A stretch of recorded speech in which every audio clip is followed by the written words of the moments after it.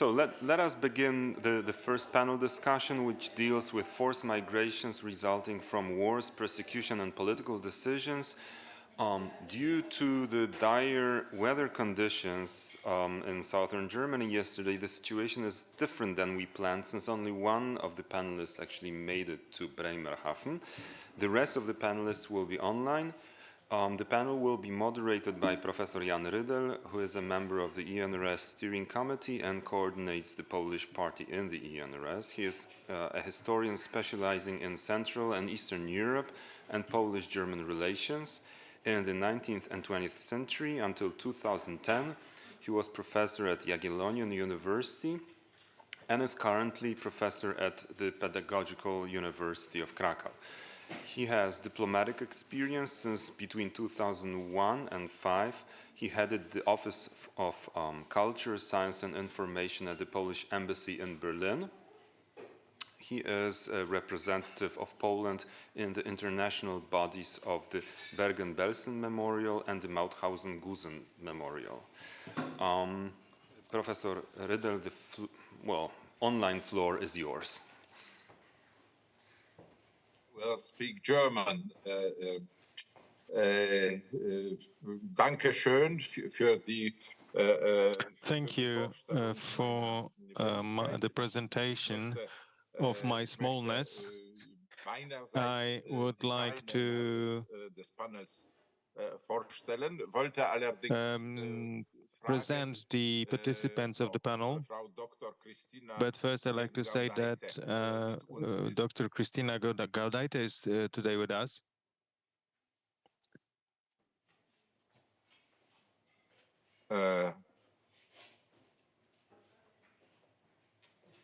Zacznijmy. All right, let's start. Let's start with the introduction of the participants. I'll try to keep it short, since some of us are pretty, well, the debate is pretty late. Now, Dr. Katerina Krakhmalova from Ukraine is a lawyer, but also a person with a very huge sociological interest. She studied in Kiev University Pochyla law, and in other Central European universities, among others in Budapest.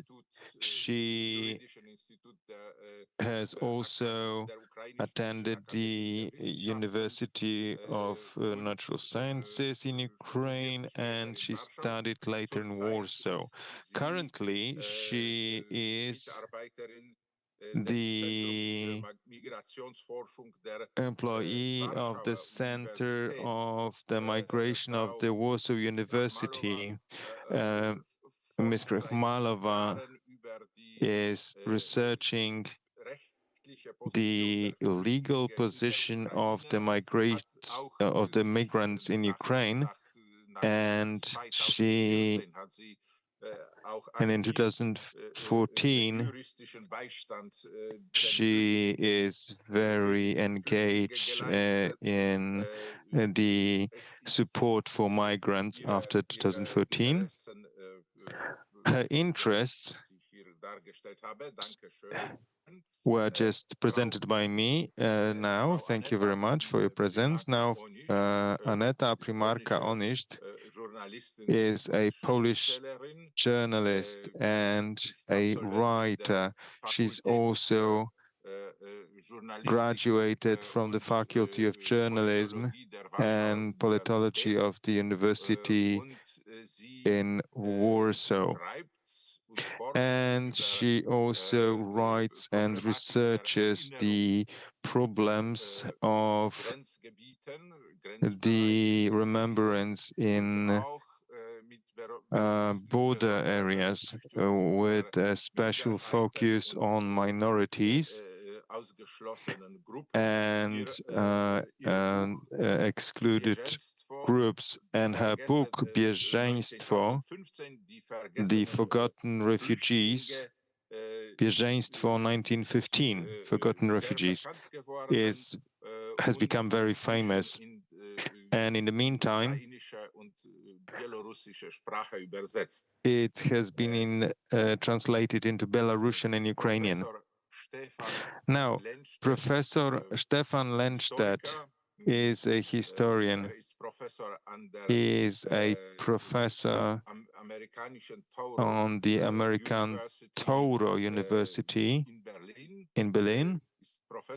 He is a professor for Holocaust studies and Jewish studies.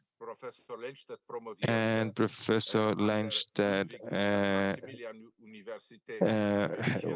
has graduated from the Ludwig Maximilian University in Munich, and he has also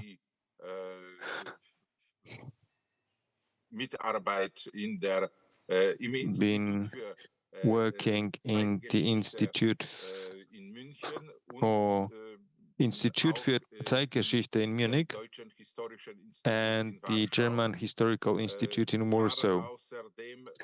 Except for that, he's been a visiting professor at the Humboldt University and in the well-known London School of Economics. Professor Lennstedt has researching and publishing on the history of the two world wars, the history of Holocaust, and of the occupational regimes in Poland. He also has written a very interesting comparative studies on the First and Second World War on the occupation.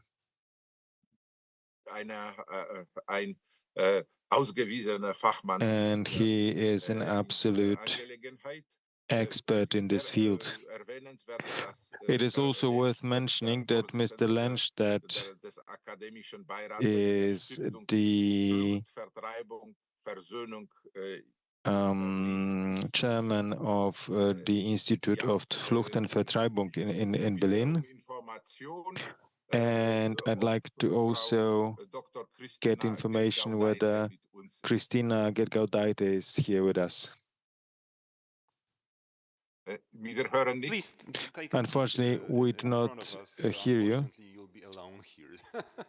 Sorry. Ja, vielen Dank, freue mich und gratuliere. Thank you very much. I'm glad and I congratulate you that you made it to Bremerhaven. We unfortunately couldn't. Dr.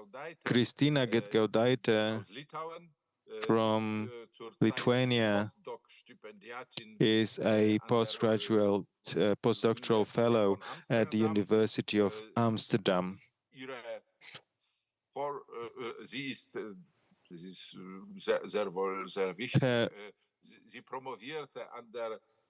She also graduated from the University of Oxford. And her research areas are cultural memory, migration, and last but not least,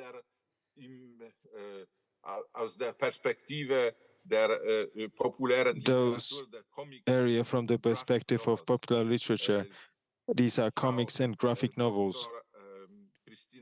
Dr. Christina Gedgaudaite has been researching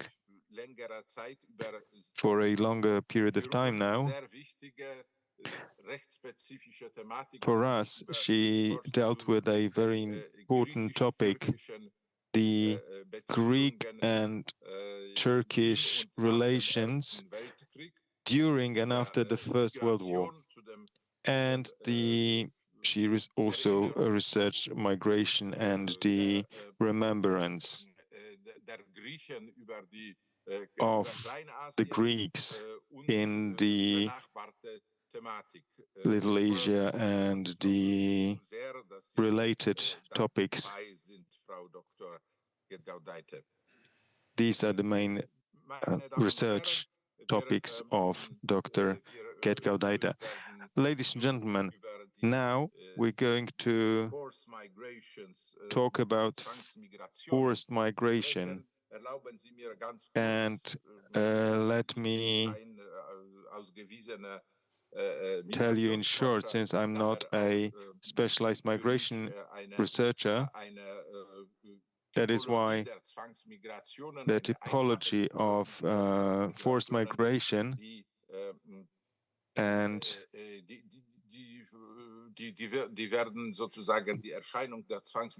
the phenomenon of the forced migration within a state and the external migration, the cross-border migration is a relevant topic, and I'm talking here about a short-term migration as well as about the long-term migration, so to say, forever migration. What's interesting is the forced migration as a in division into spontaneous and organized migration. And you'll recognize it soon.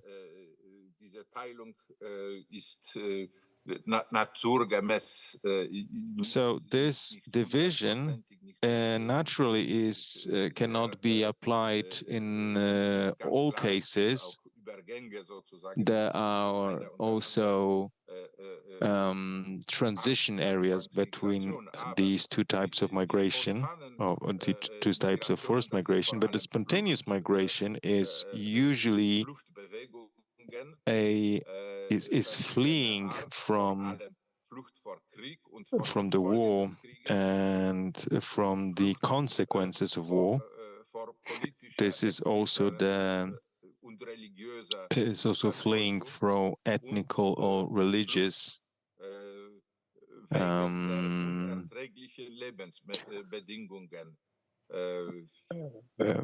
persecution, as well from bad living conditions, as well as from natural catastrophes, as well from hunger and starvation. And as we can also see from the experiences in Ukraine, it's also an escape from political problems. The organized forced migrations are resettlements of whole nations or ethnicities, whole groups of migrants abroad. So these are trans-border transitions, and these are also resettlements within the countries. Then this category of organized forced migration includes the also the exchange or replacement of whole groups of people, and now ethnic cleansings and the evictions or expulsions are also type of forced migration. These are very closely related concepts, and they are usually caused by non-state actors, but with a clear mandate given by the state, and this very often is a gray zone of activities. Also, deportations are part of the organized forced migration. Die Deportationen, das heißt, the deportations, by principle, by definitions, are evictions or expulsions of unwanted individuals from a certain area over the border. It very often is related to the German word, or the word of a German origin, deportation, related to Holocaust. This is where the meaning of this word originates. Of course, Holocaust was a tragic mass starvation or mass deportation. And it was about the annihilation and not deportation into another territory, of course. And there are also positive forms of forced migration, like evacuations.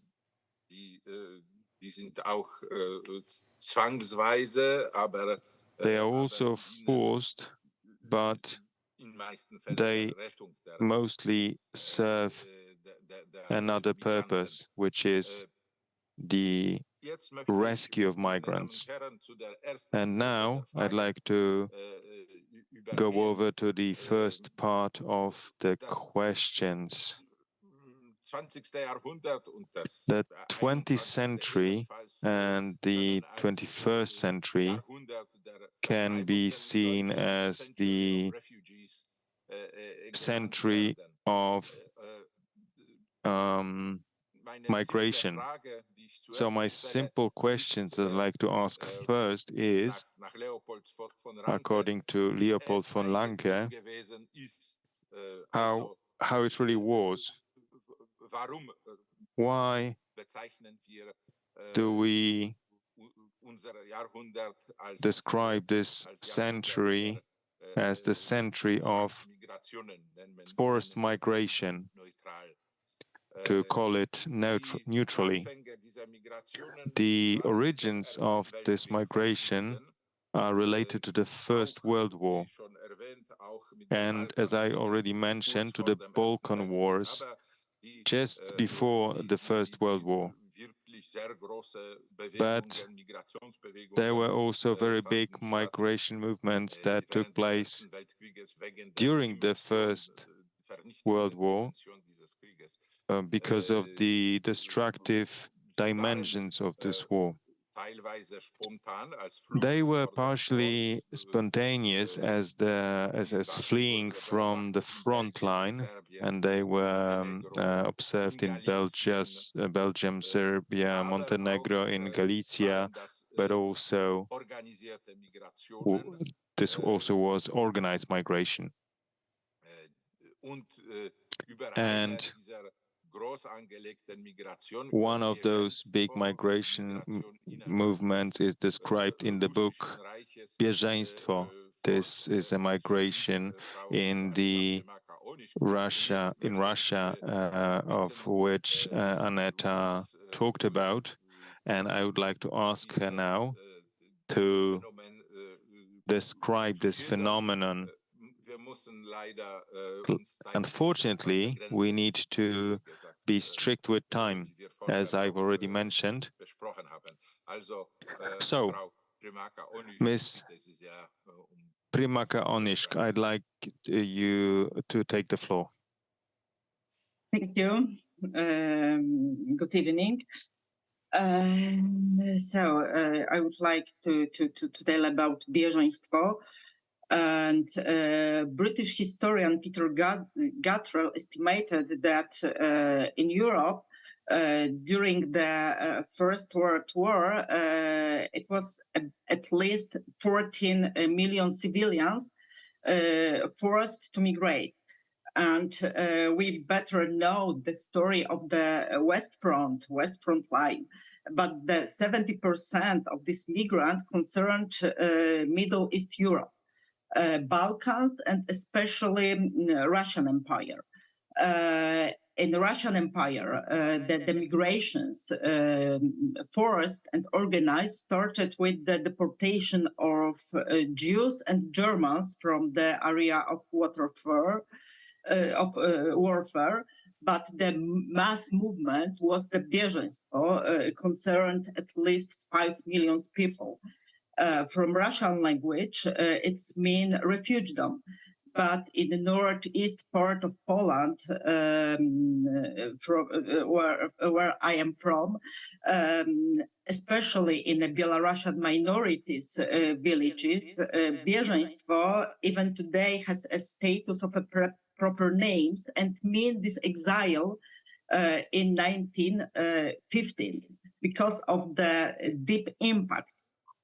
It started after the breaking the front line by German and Austrian troops near Gorlice in Carpathian on May 1915, and the great retreat of the Russian army.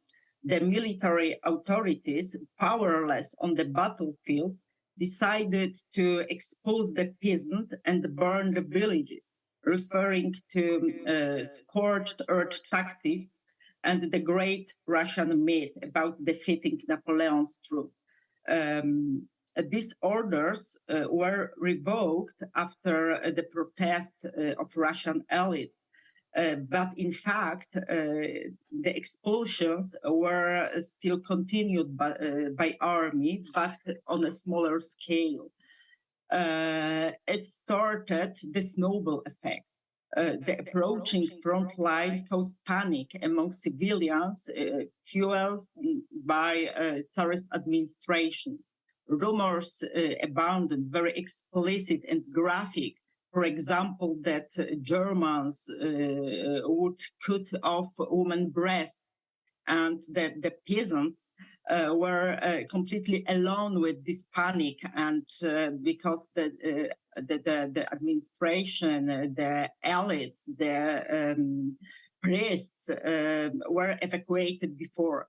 As a result, from the western governance of Russian Empire, through which the front line was moving from Riga to the Carpathian, civilians abandoned their home and went deep into the Russian Empire. They were mainly from Polish, Belarusian, Ukrainian, Lithuanian, Latvian, and Estonian lands. Some areas were completely deserted, especially today's Polish-Belarusian border, where some communes left 80% of the population.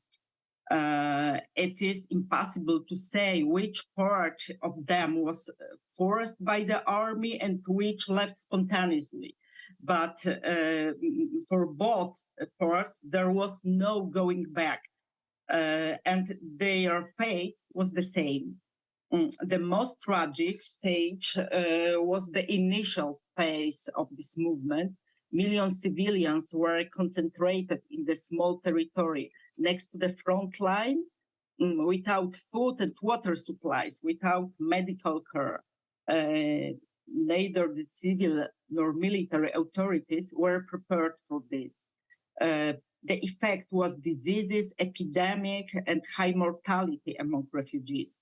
The dead were buried without registration because the administration ran away earlier. So we don't know the scale of mortality. It is estimated that even 1/3 didn't survive.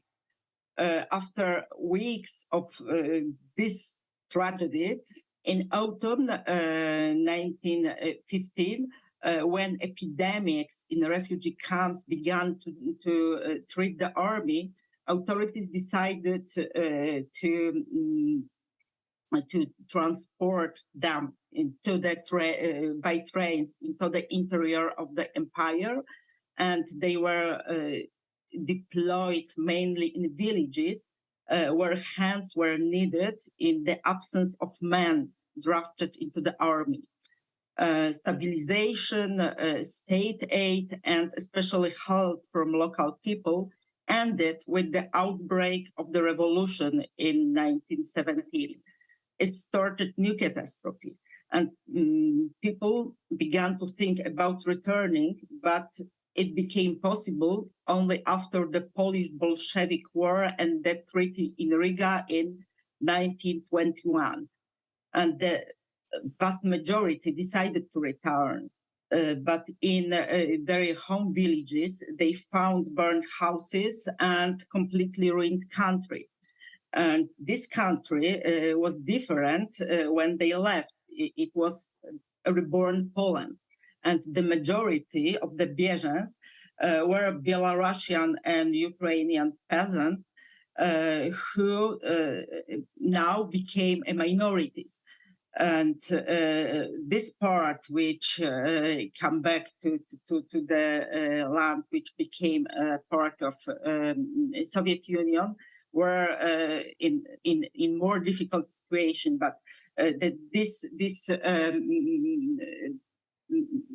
the reason that it was Belarusian and Ukrainian minorities was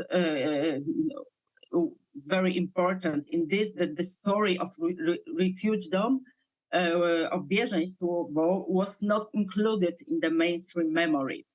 But I think that we will talk about it in the second part of our debate, our discussion.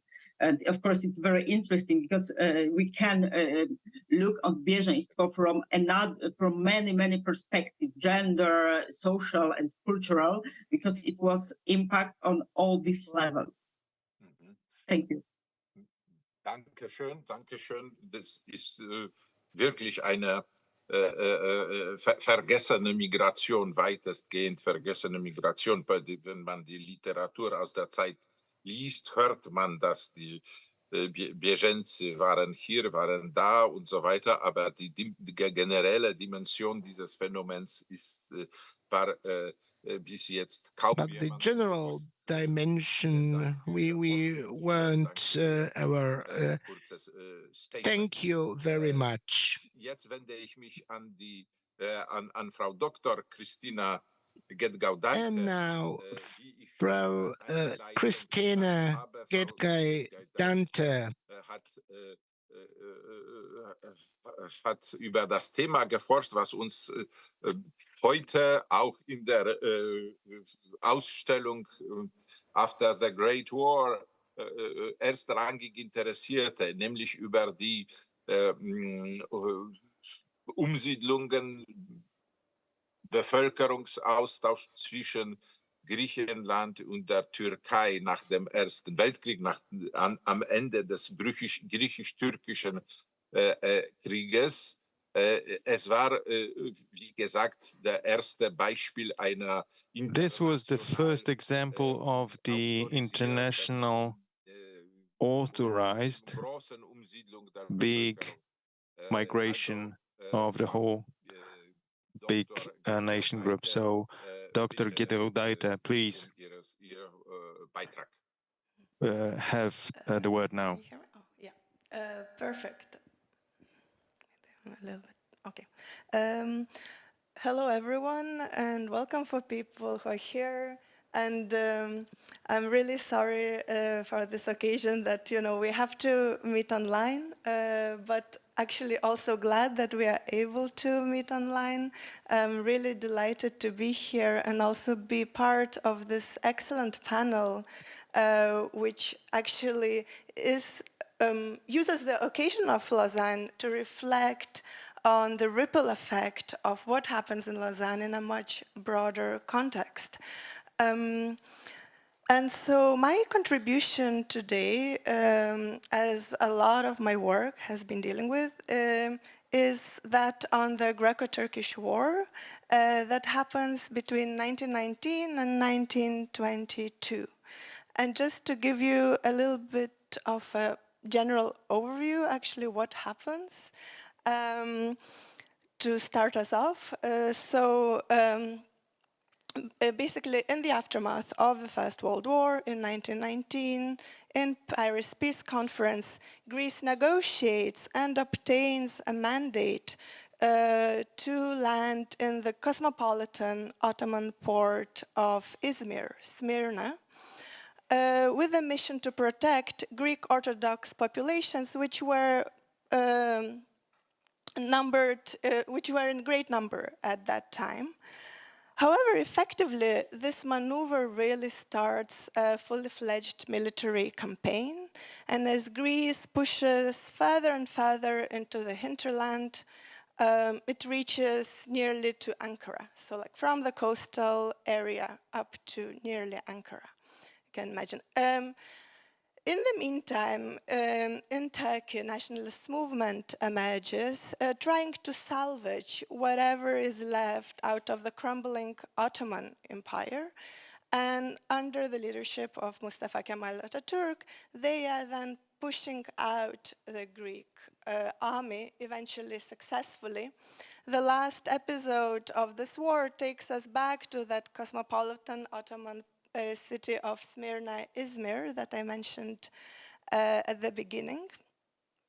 And it plays a huge significance for the memory of both Greece and Turkey.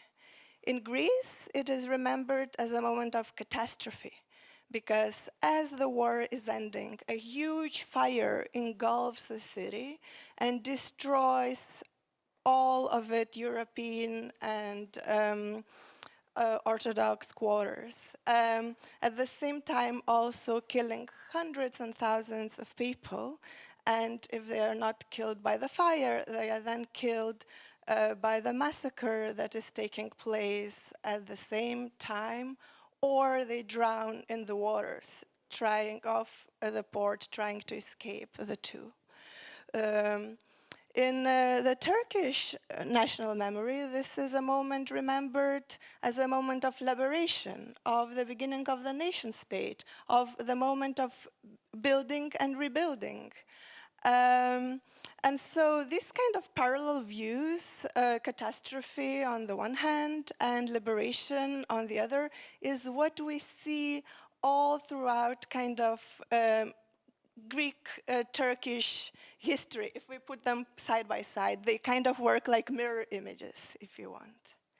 Now, a second important moment, and that's why we are here today, is the Treaty of Lausanne and the convention of that treaty that for the first time in modern European history ratifies a forced population exchange between Greek Orthodox living in the Turkish territory and the Muslims living in Greek territory, right? And so I think just like in the case that Annette referred to earlier, religion plays an important role here and is kind of defining factor determining who goes where, who stays, and who has to leave. But I think that the transmission is stopped. this also kind of lists a number of paradoxes, and I'll just mention a couple of them here. For example, assuming that people who share the same religious identity does not at all imply also that they would share a homogeneous cultural identity.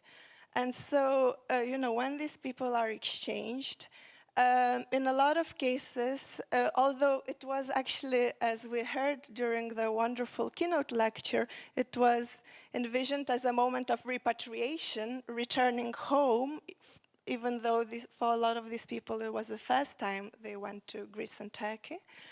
They were perceived as different in those homes. A large part of these people didn't even speak the language of that home, and that led also to further discrimination. So this is one of the paradoxes. Another kind of thing that remains up until today as a legacy is that some of these, although the population exchange was compulsory, as I mentioned before, some groups were exempt.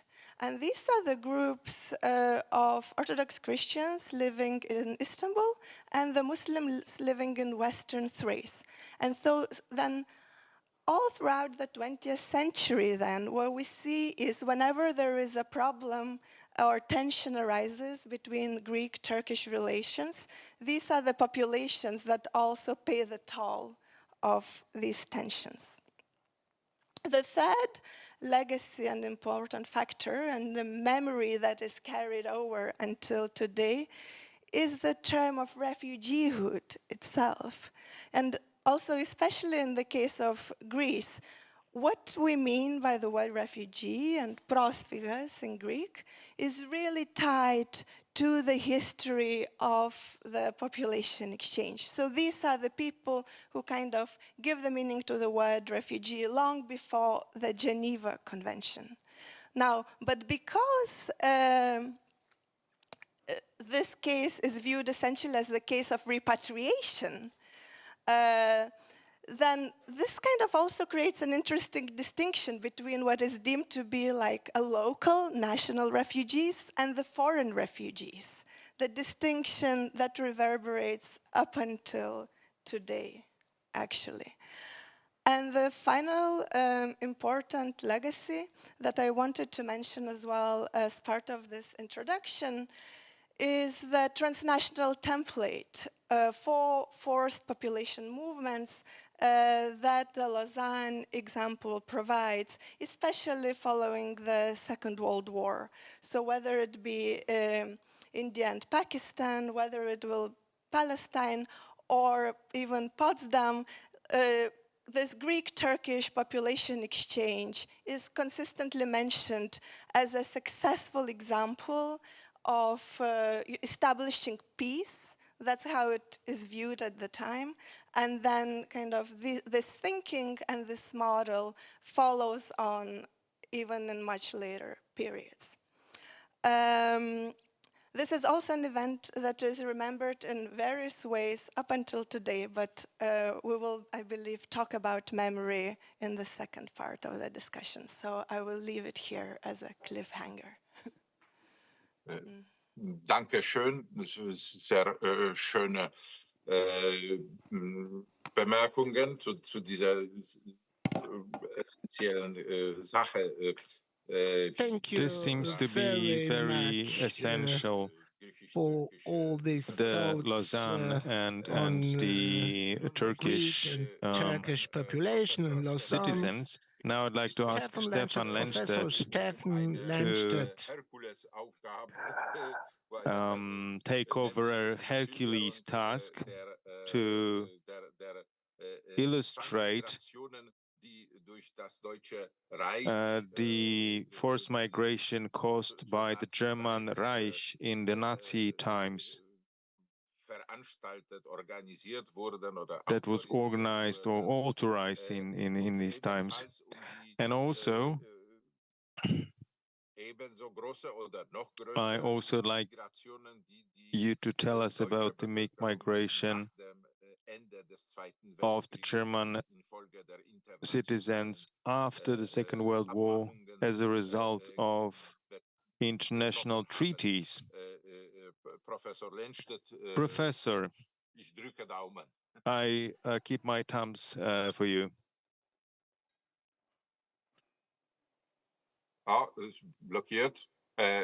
Now, please turn your mic on. Thank you very much. This is a really huge challenge to talk about forced migration during the Second World War. It is very hard to assign it as a part of the big discussion. We talked about the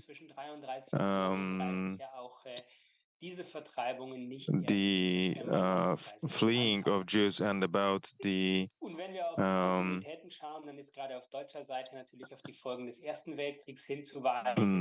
forced migration. And if we talk about the Second World War, we have the revanchism that was not spread across the national Germany, but it was a broader contest. But the creation of the Lebensraum in the east was a big concept, and that was much more than the Prussian Eastern colonization from the previous days. But this was a dystopian vision of the German Reich that should stretch up to the Ural Mountains. And the nations within this area should be murdered or simply banned.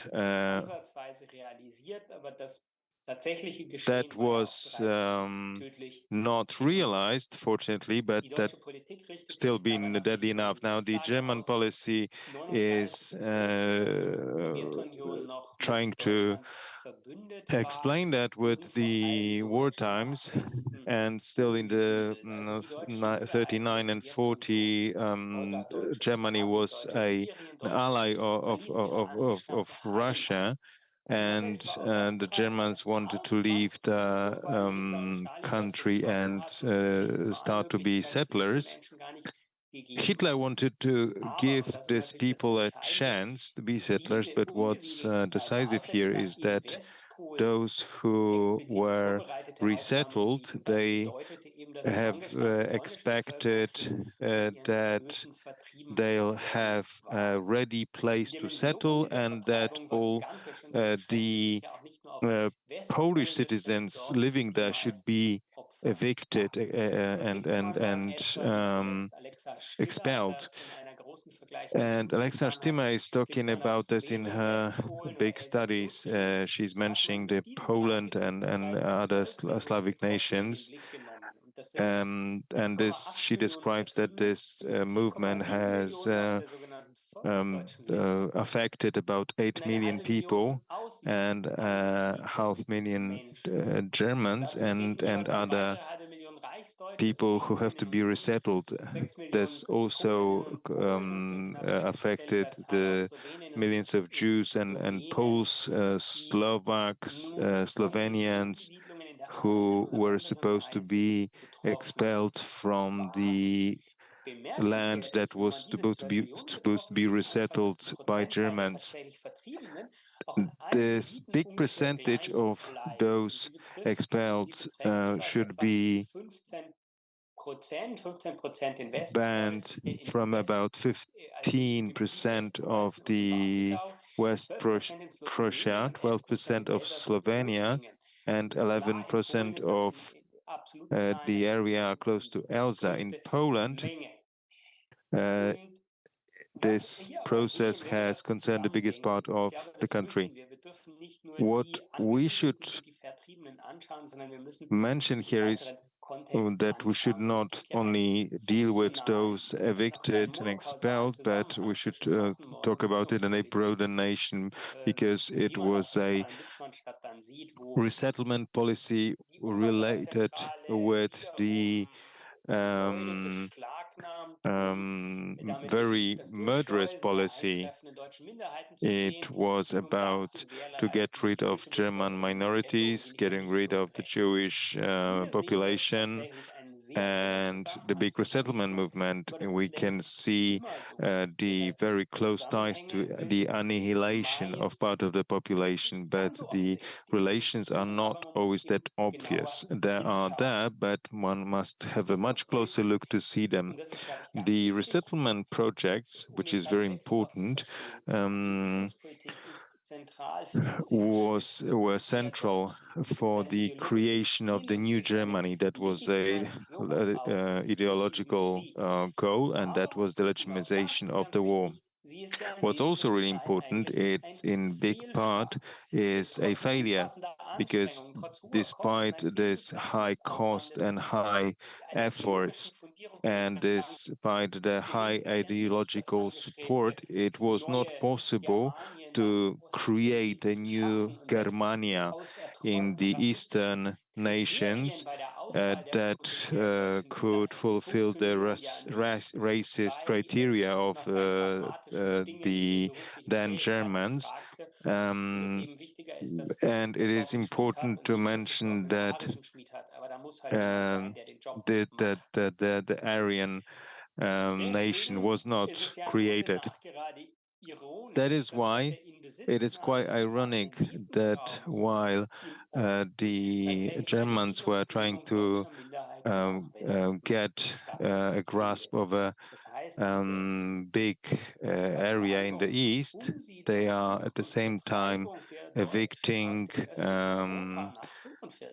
the huge group of people. And now, unfortunately, the actions had the opposite effects in 44.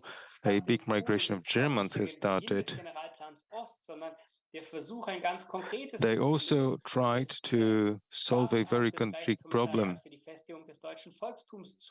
They wanted to solve a problem of the states, what is called commissariat. And the plan was to have to evict about hundreds of thousands of Poles, but they managed to resettle only about 9,000 Germans. The topic is very huge, but I think that these post-colonial interpretations do not help us much in the explanation of the plans of the nationalism, German nationalism, where the Germans were acting very imperialistic without creating a really imperial, but they were also using very many buzzwords that derive from the imperialism, but they were the unintentional impulses to describe many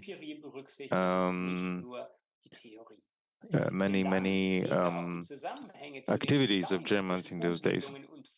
Now, if we talk about the evictions and the resettlements, they were much related with the ethnic cleansing. If we think about the Polish-Ukrainian conflict, we see that starting from 1940, the Russians were trying to use mass resettlements to solve their own internal problems.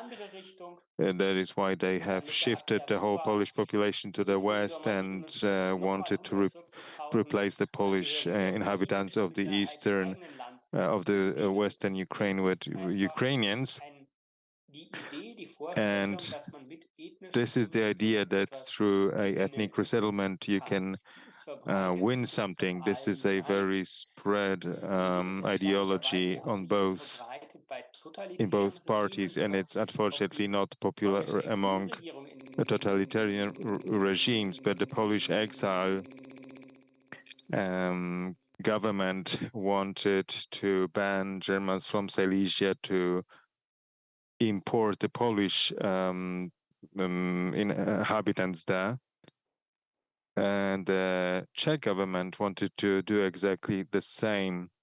And after the Potsdam Conference, new state borders were decided upon, and at the same time the resettlements were being continued.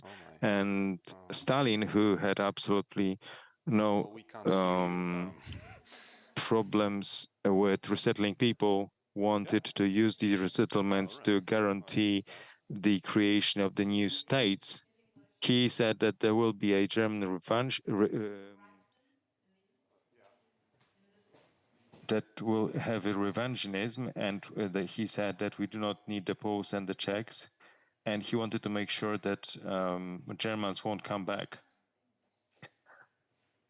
I'm just about to get to the end now, and if we look at these numbers, we can also see many hundreds of millions of those affected, about 14 million Germans, and that were affected by the resettlements, but these numbers are very often put in question because it is whether somebody is considered to be resettled. And then we had about 15,000 Germans.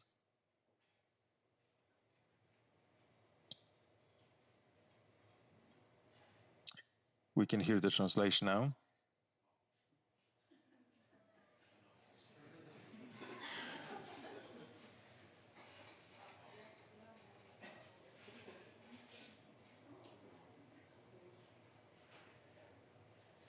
I'll just try again in German.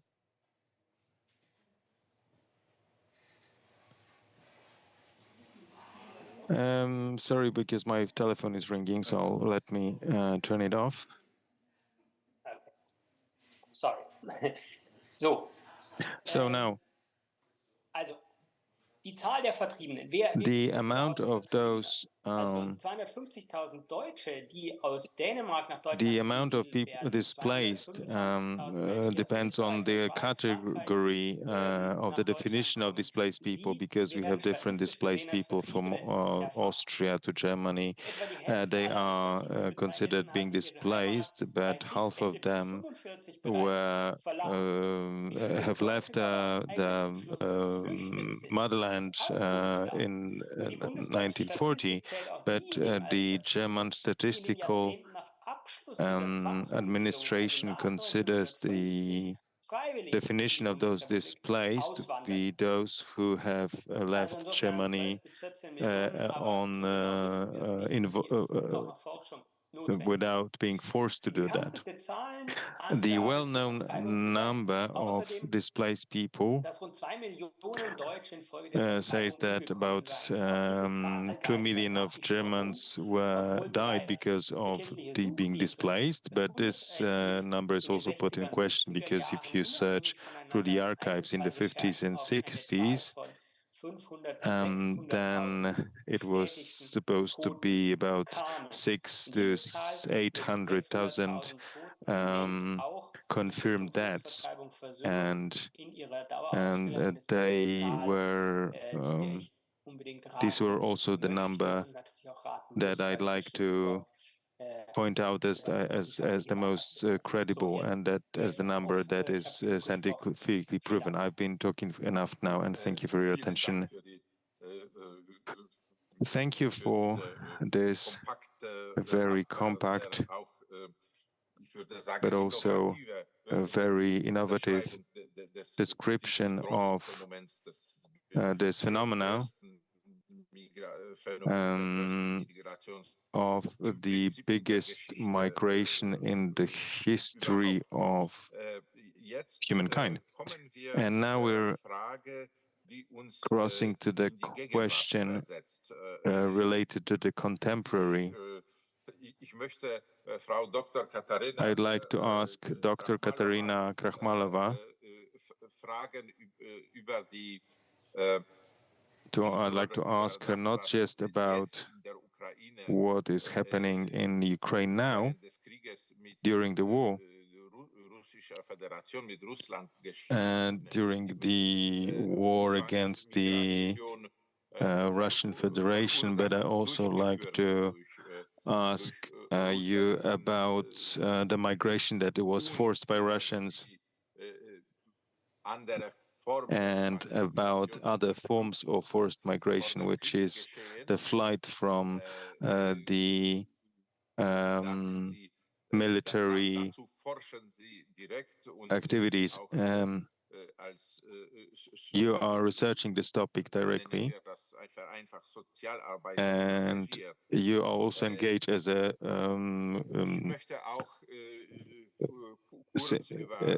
and I could describe your activity as in a simplified terms as a social activity.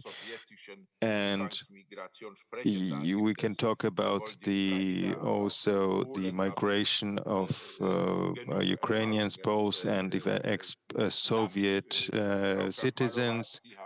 And Ms. Krachmalova, the floor is yours. Good afternoon, dear organizers, dear ladies and gentlemen, learned colleagues. It's my pleasure to be here. I got stuck in Frankfurt, but I'll do the best I can. And I'm really happy to be able to discuss these topics to you, as dear to me was an expert and also as a fresh, unfortunately, war refugee myself. So I'll start my short speech presentation with two observations, or maybe even two paradoxes. One of them is basically there is nothing new under the sun. So in order to explain and to make closer for you current forced migration, which is a military strategy and state policy in the current Russian-Ukraine war on the Russian side, I need to go back actually to Soviet times and then to independent Russia and show you how some of these things, they just repeat over and over again. But on the other hand, I'd like to talk not only about law and history, but also about some human moments, about some human emotions, leading of which I think would be hope. Because if we take a look at how actually powerless both deportees were back then in Soviet Union forced migrations and later at the beginning of the 21st century already, and what actually is already being done and can still additionally be done now in order to actually aid those people becoming forcefully transferred or deported today, we'll see that actually a lot has changed. And also I had this quiet moment of reflection today while listening to my previous, to you as my colleagues, to previous presenters, because we have come as a society, as people live in different states, as scientists, lawyers, practitioners, quite a long way, because we have come from international treaties which actually resulted in forced transfers of population from one country to another, to current state of affairs, where actually I, as a lawyer, when I hear about forced transfers and displacements, I think first thing which comes to my mind, about which I think is that these are the crimes. And which crimes and how we can classify them, I'll come back in about a minute. First, historical short review. So that's actually also quite a ambitious task, because just to give a few numbers, in the Soviet Union, there were 53 forced migrations, and here I mean forced transfers or deportations of population, 53 campaigns. And these campaigns are grouped, and they consist of operations, about 130 operations. And basically, this is the numbers which we have in slightly more than 30 years. So from the young Soviet state from 1990 till effectively the death of Stalin in 1953. And basically, in terms of numbers of affected people, I used the numbers given by Pavel Polan in his book on history and geography of forced migrations in the USSR. And there basically, there are three numbers which he combines, giving us 14.5 million of people affected. And this huge number consists of three parts. So that's those people who suffered from forced migrations as an internal policy, as an external policy, and then also those resetters who have come basically to those empty lands and empty places. Obviously, I will not go over these 53 forced migration campaigns in detail, but all of them have 6 things in common. So basically, usually there was a centralized decision-making, as they were targeting specific groups of people, and those groups were selected based either on ethnicity, nationality, religious affiliation, then also class, or as last category, some imagine ideas back from Soviet Union times. Then they were they had particular territories on which they were being carried out, given time frame.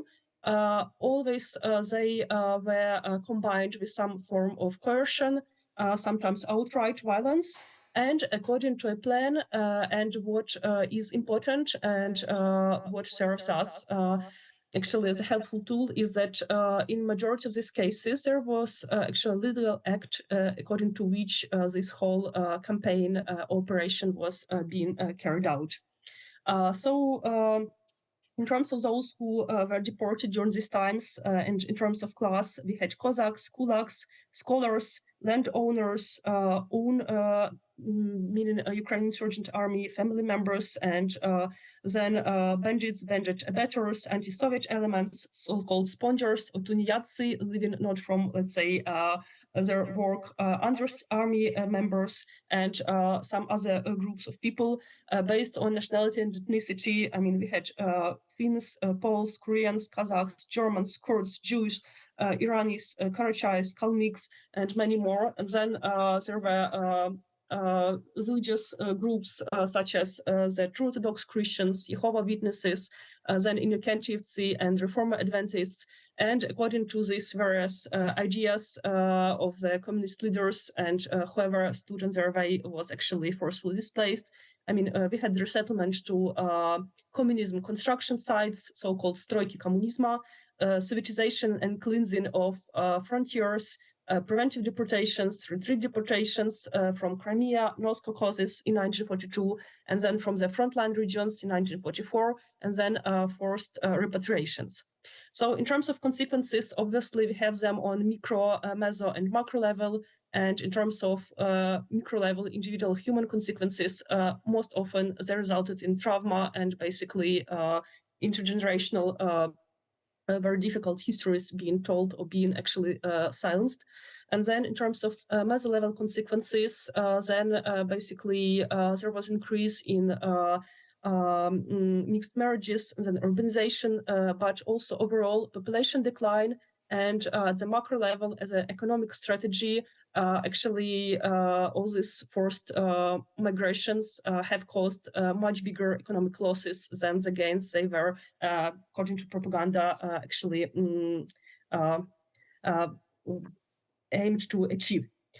So one ethnical national group I have not mentioned among those targeted were Ukrainians, and obviously they were en masse forcefully resettled, deported, arrested, forcefully transferred.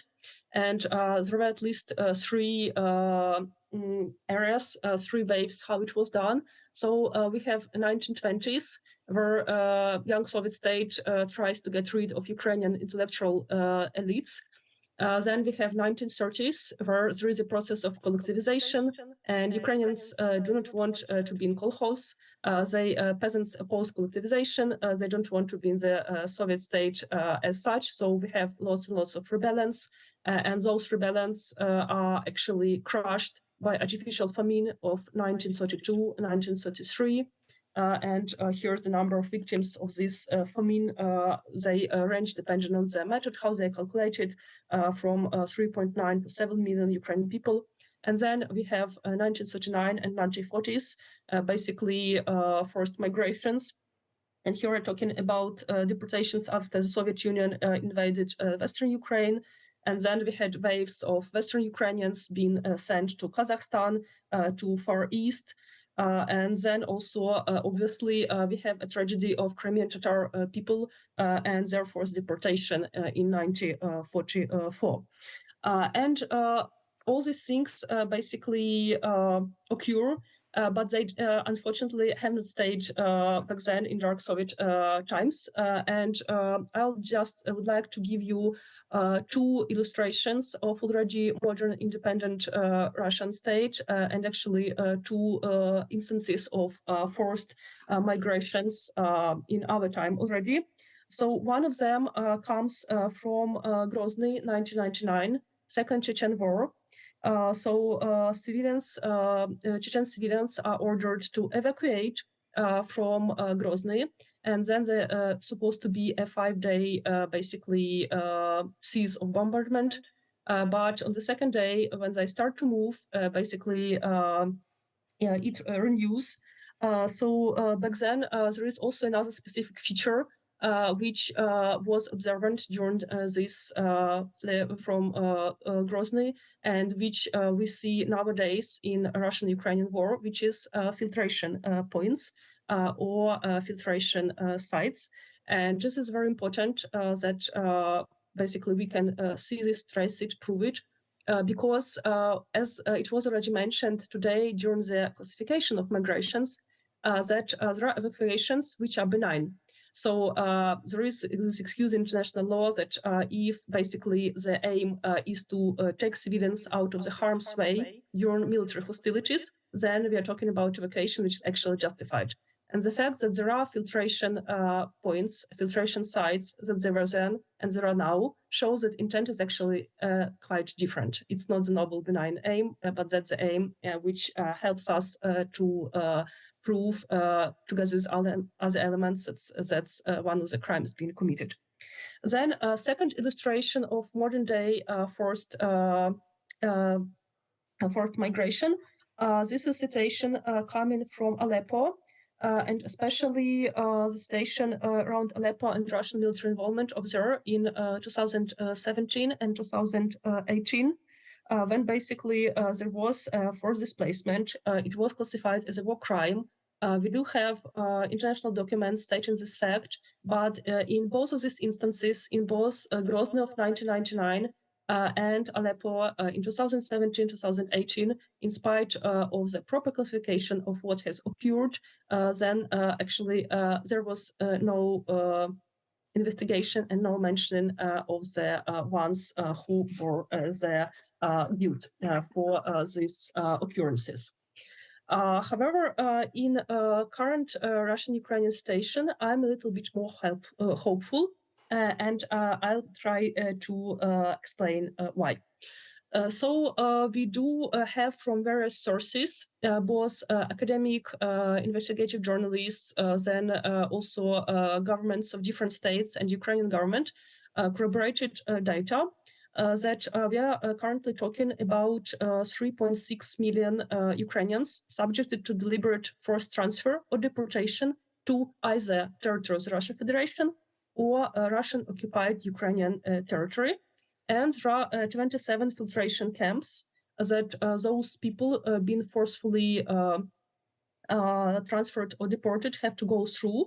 And then usually there is interrogation, and this movement ends either with detention and they disappear, or deportation to Russia. And there is excellent, in my view, article of Colvin and Orchard from this year on these things. And then basically, so you see there is this historical continuity. There was these filtration points in Chechnya. They are now in occupied parts of Ukraine made by Russian occupying forces. And then basically, how do we classify, how can we describe those forced transfers and deportations?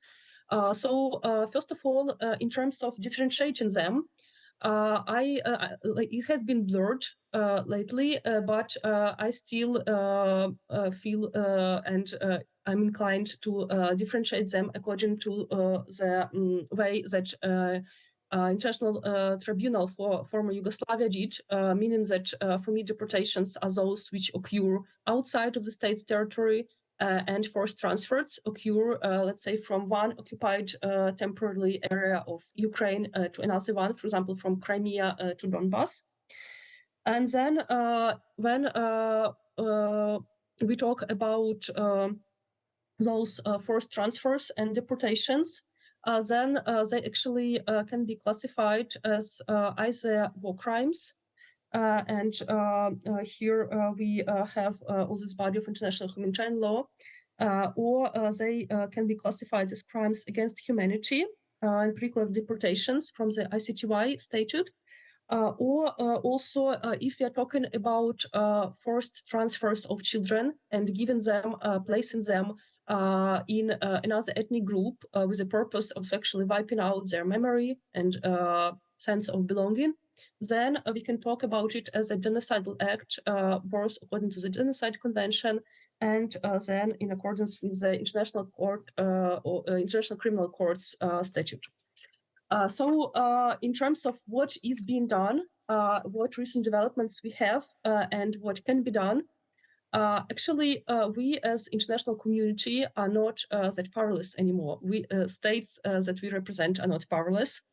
There is the case on so-called Ukraine situation before the International Court of Justice, and it did issue an arrest warrant against Mr. Putin and Ms. Lvova Belova, who is Russian Commissioner for Children's Rights, in March of this year, which for me is remarkable in terms of how usually international public law is slow. In this case, it was really fast and determined.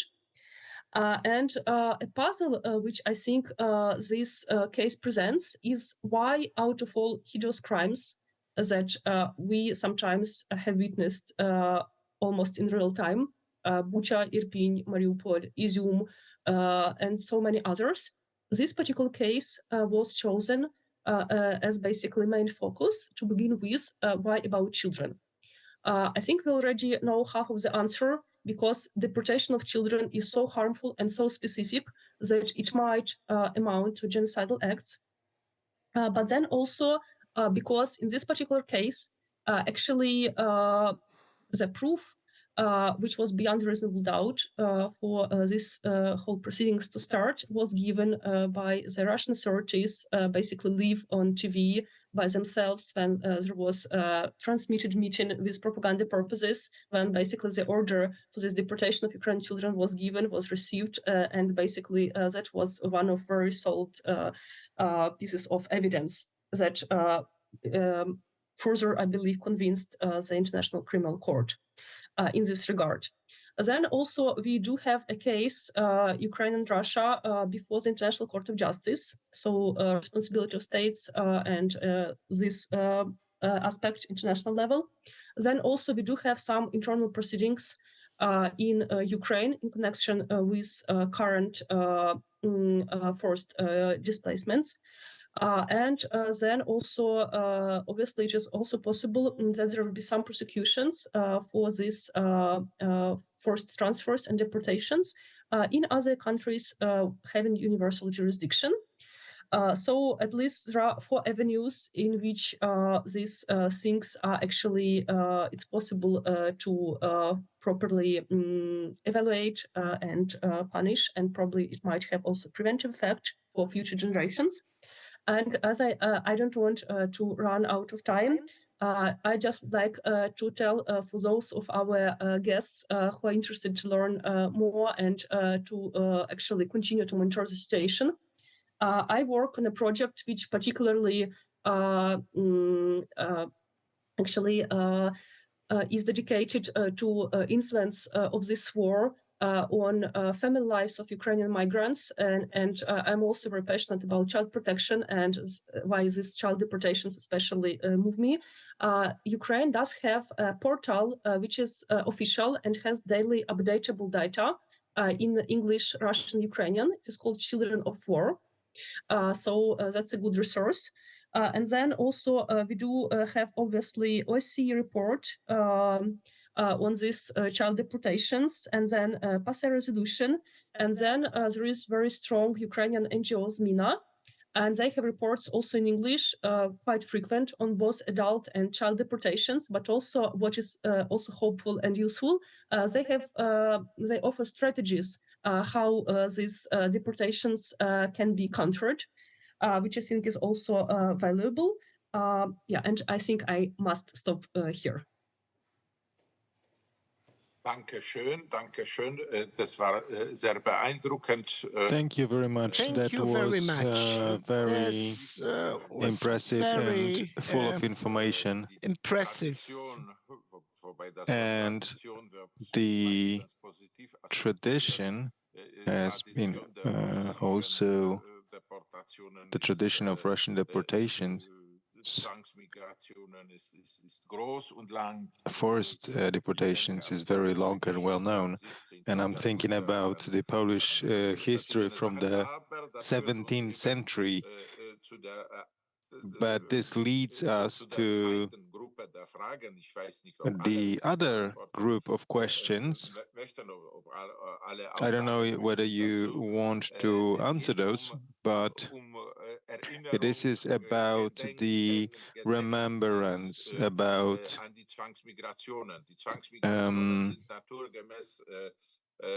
recalling the forced migrations. They are always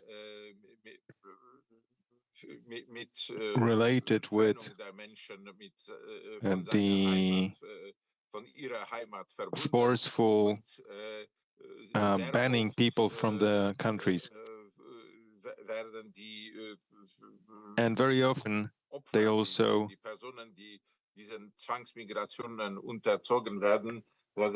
the people that are the subject of those forced migrations are treated brutally.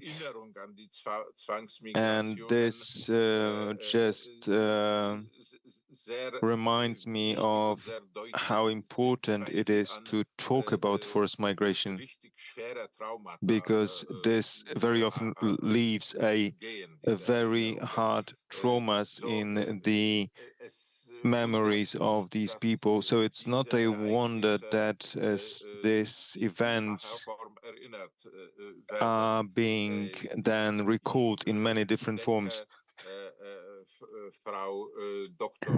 I'm thinking Miss Dr. Christina Gitt-Gaudeiter has also committed most part of her research to the remembrance and to the illustration of the migration from the beginning of the 20th century that was related to Turkey and Greece. Please tell us more about that. I know that the doctor can talk for long about this topic, but please watch your time, because we don't have that much time left. And we still want to give the audience a possibility to ask questions. So please go ahead. Sure. Can you hear me? Yeah. Okay, perfect. Yeah. Right. So, yeah, speaking like kind of memory of these events in Greece has been a focus of my research for nearly a decade now. And kind of in a metaphorical way, again, I often refer to it like a Smyrna in your pocket is like what is left of memory. Even in the 70s, one of the prominent anthropologists who did research on these refugees, she says memory was their most precious belonging. So actually many of these people, all they came with was their memories, right? And then this was also the thing that got passed down from generation to generation. It can manifest itself in various ways in Greece.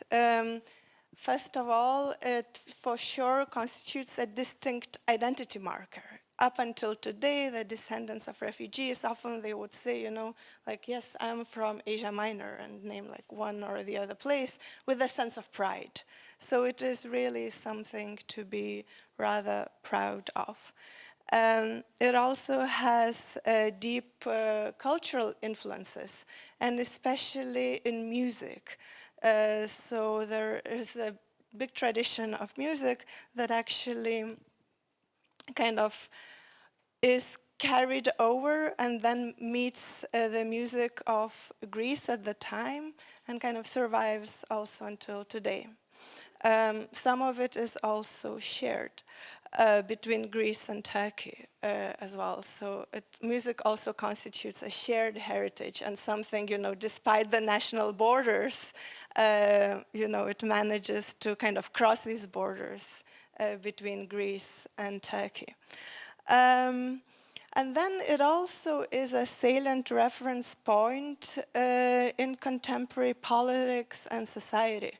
And like in my wider project, actually, I started off from this debate over a history textbook, which largely kind of focused on the history of the Greco-Turkish War. And the effect of that debate was so huge that allegedly even back then in 2007, it influenced the election results.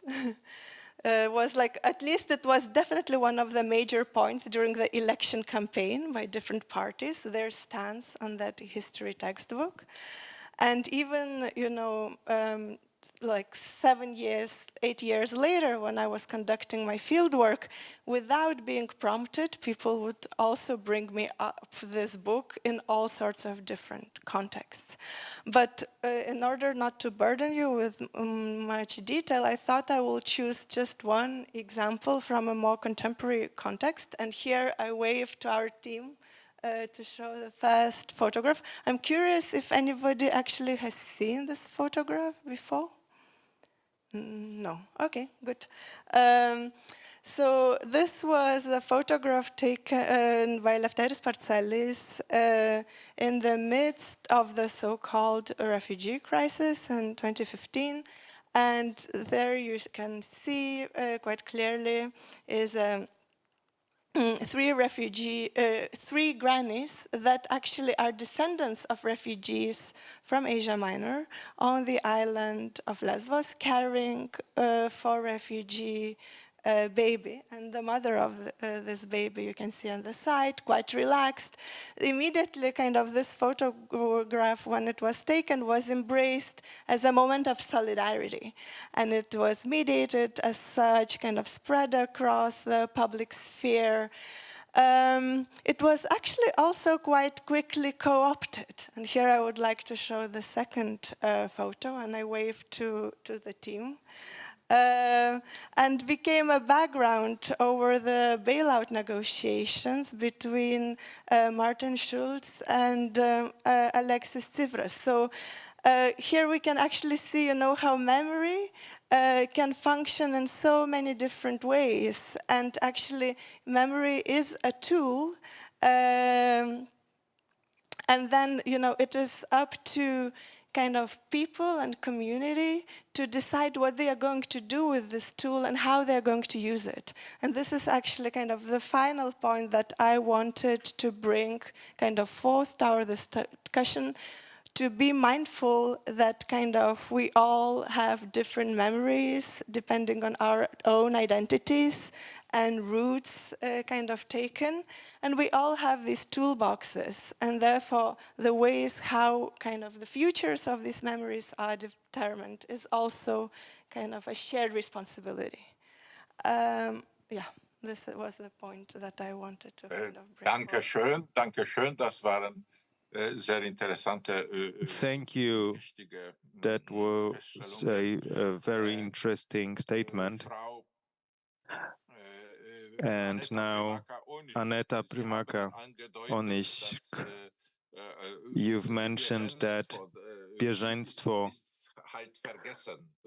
is mostly forgotten, but it plays or maybe it played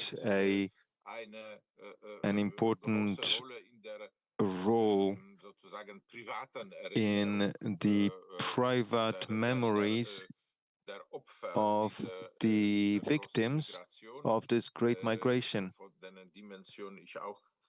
And I have had no idea about this dimension of it before that, honestly saying. So now, in the contemporary days, are there any forms of organized memorization of this migration?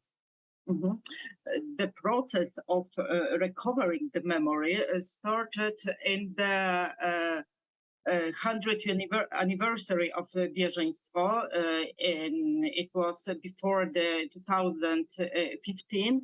and it was started by the third and fourth generation. People from the Belarusian minorities in Poland, they knew about bieżeństwo. I'm the one person of these people because it's my own roots. And all life we knew about bieżeństwo, but nobody told us anything more. Our grandfathers, grandmothers. So it was the question: what's really happened, and how do it involve us? How do how does it force our how does it form our identity? And this process started. It was very spontaneous. It was books, movies, documentaries. It was a project with collecting memory, collecting the interviews, and it was the time when the problem of migrations reached Europe. Migrants reach Europe and Poland. So for us, and not for only us, for our Polish colleagues, for Polish society, it started to be not only the story about past, but about the reality too. Especially now, it's important because this part of next generation of refugees live in the northeast part of Poland, next to Polish-Belarusian borders. And especially now, where this crisis, migration crisis, is going on this territory. Many people which was involved in the movement of recover the memory of bieżeństwo started to organize the help for migrants, for migration, for people who need the help. And very often they said that it's a kind of paying off the debt that our grandmothers receive the help from society, Russian, Ukrainian societies, where they were hosted. And to finish, I say the story that I know the people who started to recover own family history, and they knew that their grandmother spent bieżeństwo in the territory of Ukraine, and for them it was obvious that now that the memory about past is just helping to Ukrainian people, to Ukrainian refugees. So I think that it was this is the process all the time, and this process which meet the present. The present. Dankeschön, sehr interessant. Es zeigt, wie nach 100 Jahren die Erinnerung an solche Migration ebenfalls wirksam ist. Das ist sehr, sehr, sehr neu für mich. Das war, was Frau Well, it shows how important the remembrance about this process is, even after so many years. It is very important that the society remembers about that even without the monuments and so on. And I would like to go over to the German reality, where the remembrance about the forced migration, what we call in Germany Flucht und Vertreibung, so flight and expulsion, a very important topic is. This is a topic that I've studied. There are some regional museums on that, and there are different other forms of remembrance. des Gedenkens an das Schicksal, an die Heimat and the remembers about the events and also about the motherland. And in case of bieżeństwo, it was a story about millions. And Mr. Landstedt, how would you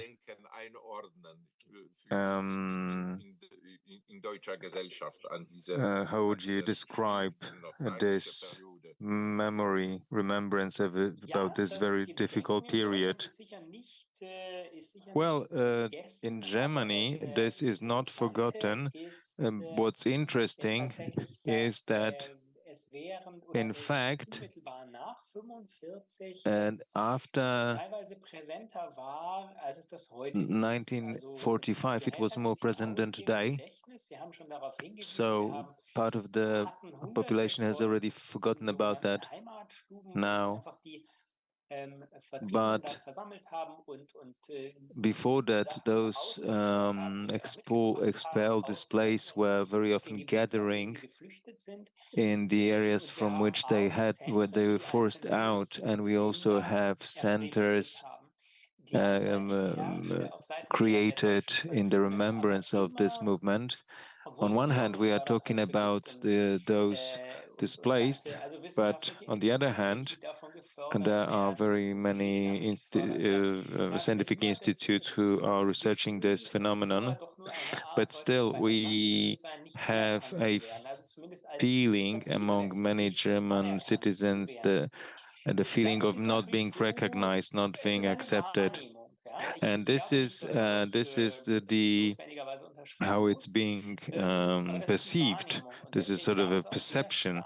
And that is why we had a very strong wish to create something like a national remembrance. And in fact,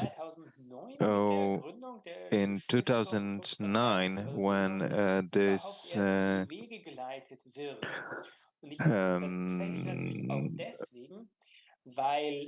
this fund was created, sort of a fund of our foundation was created, this has caused anger among politicians, because for years the politicians have been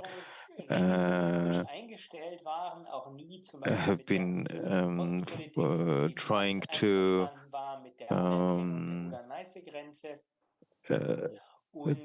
not to recognize the other nice border, and they wanted to go back to the previous borders.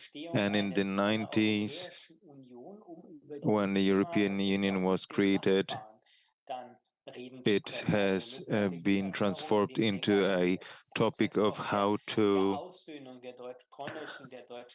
live, how to have good relations with the neighbor country. So good relations between Poland and Germany. And for 4 years now, we have this new museum on that and a new exhibition. It took a long time to prepare it. And the fact that it has lasted so long to create it, that on one hand, the generation that has still those memories that sort of remembered these days is already dead. And on the other hand, we wanted to build a museum, and I wanted to underline it again. This is not a museum of a society of those displaced. This is a federal museum, and they have their own museum. But it was about to create a museum in the framework of which we could find a dialogue with our neighboring countries, Poles and Czechs.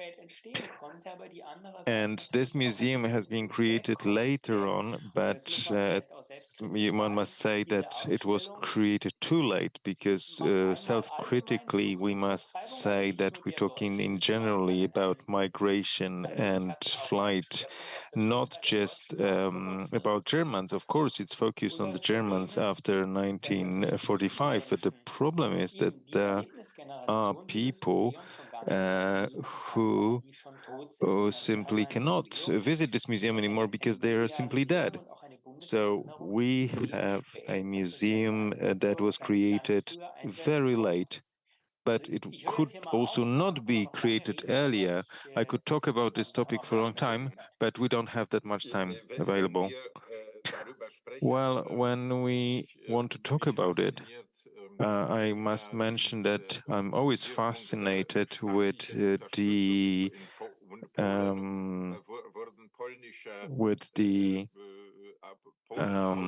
effects of the impact of the state support. For example, also related to the Polish government, who has not supported creation of centers for the displacement of Polish population, and this has also, so to say, cancelled a few forms of remembrance. After the transformation in the 19th, we had a very short awakening of this remembrance, but now it's died again.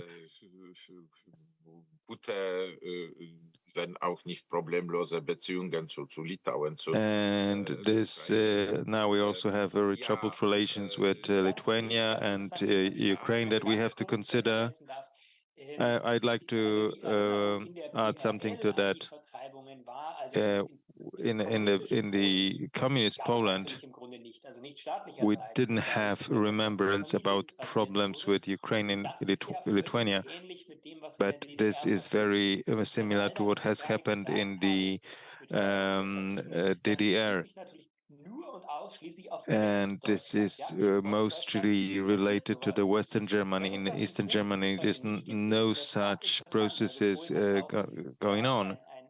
Poland also has Gdynia, and it has a museum of migrants there, like we have one in Bremerhaven, but there is no museum of displaced nation in Poland. We have the museum of those banned to Siberia, but we don't have any museum for the displaced population.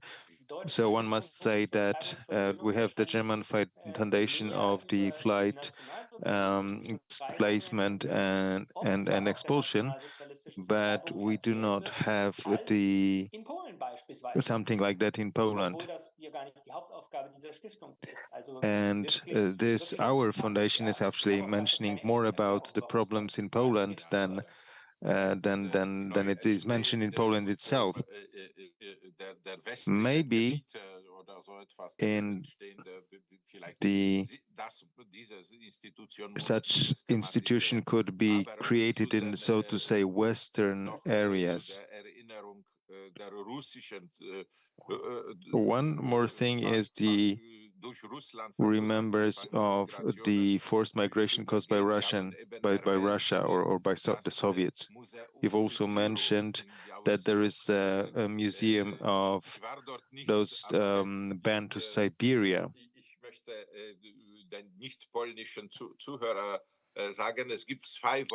When I wanted to explain those Polish listeners that there is two meanings of the word Siberia, or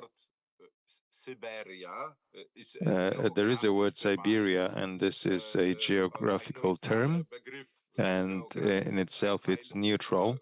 It's simply a part of Russia or Eurasia, but there also is a Sibir, which is reminding the Russian word Siberia. And this word in Polish means the place of suffering, the place of expulsion, displacement, torture, and bad treatment of those banned to this area.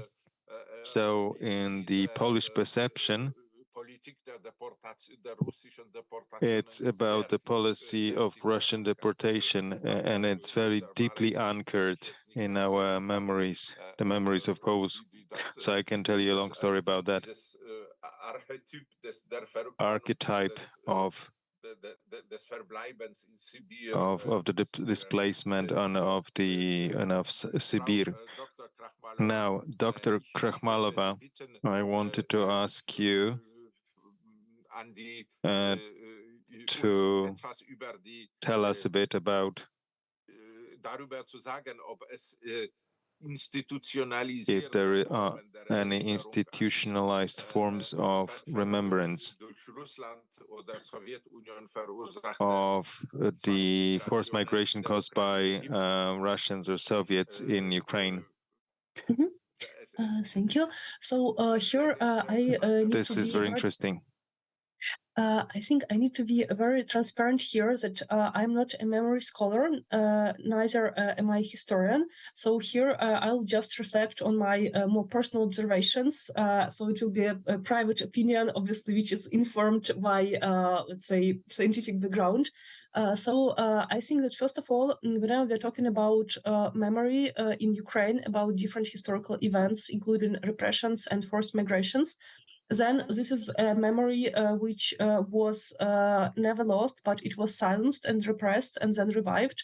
So it's a generational thing, because basically it was not possible that much to talk about these Soviet deportations, repressions, arrests, artificial famine up until 80s. Which means that basically our grandfathers of, let's say, my generation, they were victims or witnesses of it, or grandparents. Then our parents were the ones who didn't know about it because it was not allowed to tell even in the family, because kids could have said something somewhere and their whole life trajectory of family would change. And then basically it was already after the Orange Revolution, I think, when it was taken to a higher state level, not to be political here, but I think in terms of bringing back memory about this artificial famine, which was partially caused also by forced displacements and forced immobility of not allowing people to go to cities where they actually had high chances to survive. And this whole planned collectivization, which obviously was the mechanism behind this artificial famine. Then I think it was brought to life at the state level by President Yushchenko after the Orange Revolution. And then obviously there is this museum of Holodomor genocide of Ukraine. And then we do have a day of commemoration. This year we not celebrate, but we remember 19th anniversary. We have tradition of putting a candle on the window, like all nation at 4 p.m. puts this candle, and this is a candle in memory of those who have deceased and those from other families who we can recall or whose stories we know. So I think this is intergenerational, which so we as basically grandchildren were the first ones to ask our grandparents about it because our parents couldn't. So this artificial famine, Holodomor genocide, so there is official day when we remember about it. And then also, I think even for those, for our parents, for whom this memory was not conveyed directly, when it was repressed, when it was silenced, it still did influence them, and they kept this influence on us through our attitude to food.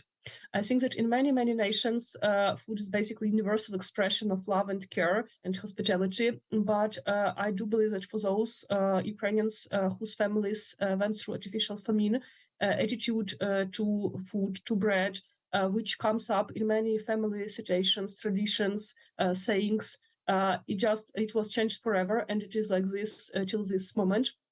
Then I do think that some acts of currently military acts on the Russian side, like targeting grain terminals, that's actually a stark reminder of the Holodomor, and it revives many of memories from that time. It revives even those memories which are not our own, but which are our families or our nations.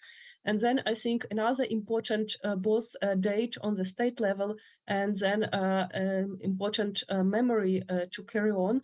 This is a memory of deportation of Crimean Tatars in 1944, because they lost their homeland back then. They were actually forced by annexation of Crimea after 2014 to leave it again. And then they are one of the groups especially standing strong and especially patriotic, but also especially targeted currently during already the full-scale war.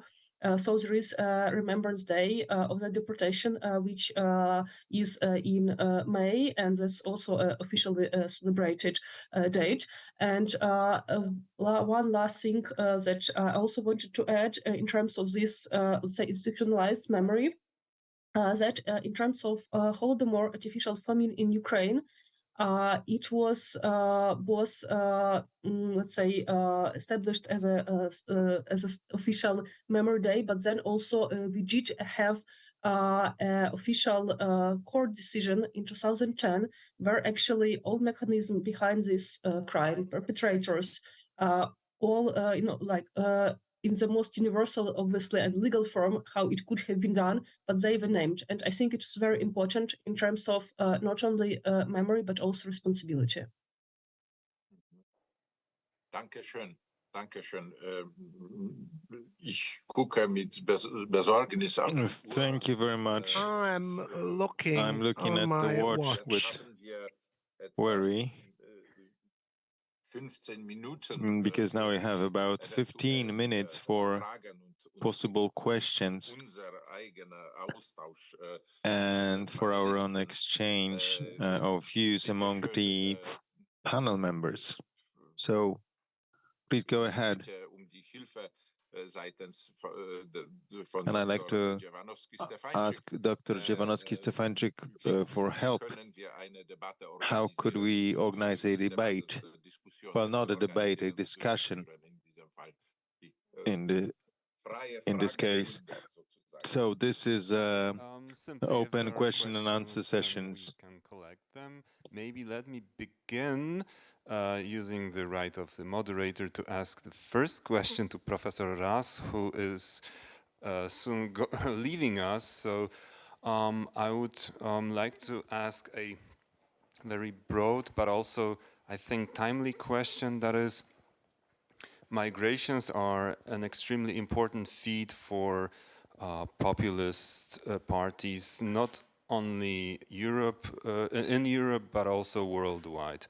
So how would you disarm this argument, this potential, this conflicting potential of migrations?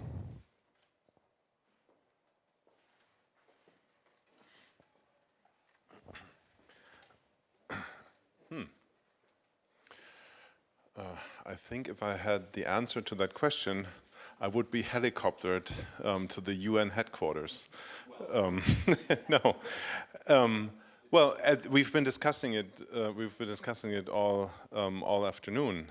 We've been seeing from some points I mentioned in my lecture to the fascinating talks and discussion we heard later on that as migration unfolds as a socio-historic process in different formats, being displacement, deportations, refugeedom, or economically driven migration of so-called immigrants, the production of its meaning is always part of that, being in memories on the individual level, as you referred to, or on a collective level, always framed by structures like the state with its agency to create official memories and memorials, etc. And we've seen through the transformations also that Europe underwent in the past 30 years, how drastically, how entrenched these memory structures, if you will, or cultures of memory can be, and how drastically they can be challenged, uprooted, and probably turned into a hopefully more critical and more reflected opposite. That makes our lives very complex. At the same time, it can give us hope that we're not sentenced to follow the path dependencies of interpreting different forms of migration in the ever same ways. As I've tried to say, and we obviously do not know how to actually achieve this, because academic research provides the basic, probably at least reflected knowledge, and we have political discourses, media discourses, collective and individual processes interacting with it. So it's hard to achieve, but as we see that our perception, our interpretation, and our narration of meta-processes like migration that are actually part of our everyday lives, and as I said, the human condition, they change, so we can also hope to change them for the better. While listening to you, I did some math, and I mentioned the numbers that today there's probably 3.5% of world populations are rated migrants, and refugees are actually 10% of that number. And now set this against the way that perceive refugeedom right now as a threat, threatening our welfare, threatening political stability, whatever, and see how much political momentum can be gained on the probably conservative side to the far right side. How did I get here? But I did the math. So in the time that the panel was referring to, there were 2.5 billion people living on planet Earth, and we had probably 60 million displaced through the Second World War. That's about 2.5% of world population. But in a specific moment in time, the Second World War and its aftermath, all regular migration had ceased. Though it was a unique moment in a sense that not more people were migrating than usual, but all people migrating were probably victims of forced violence-induced mobility of some form. And in that moment, our whole perception of refugeedom and of being displaced changed, because in that moment we created the very institutions that to the day help us provide refuge to people under distress. The global migration regime for refugees, the global refugee regime, actually started in that minute, right? We probably have not come to a very good solution of it, but we had a seminal moment where things changed, and we created something that provided a better solution to forced displacement than we had ever before. Of course, right now we see that there's forces at play dismantling these institutions, and they are quite successful.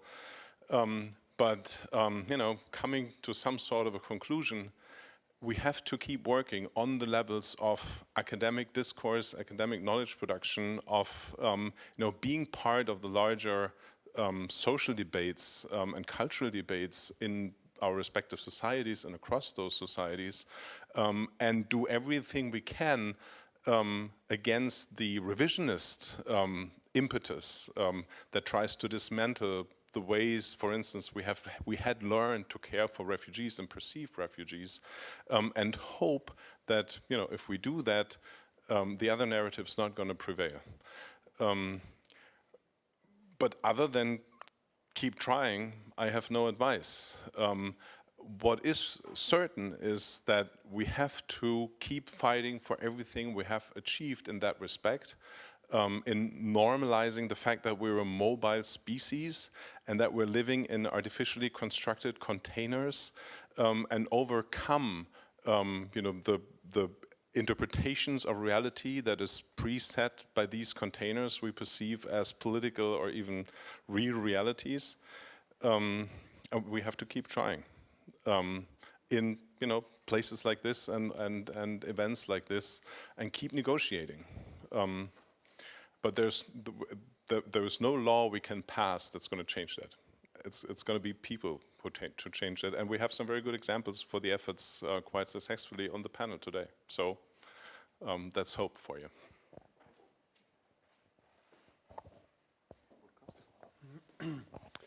Yeah, I have a question to Mrs. Gedaude and then also to other panelists, if we can, or if no other ones.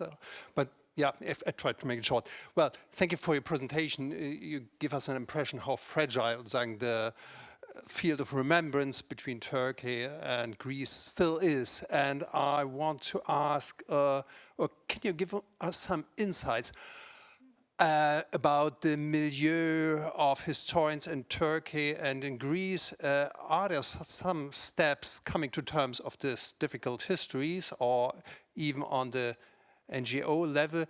But it's interesting that you, as a scholar from outside, you have, well, I would argue, a neutral perspective on both sides. And what's about these textbooks you mentioned on 2007? I haven't heard it, or maybe I'm misinformed about that. That would be interesting. And just a very short question to Mrs. Primaka Onish. It was very interesting to hear about the bieżeństwo. Although I'm also a bit occupied with Polish history, I don't know much about that. But is there any, well, official interest in coming to terms with this part also of Polish history? Well, Poland was at that time part of a Russian Empire and was affected, or Polish people were affected by that. My impression is that, well, the beginning of the First World War in Poland was not much, well, recognized, or was not much paid attention.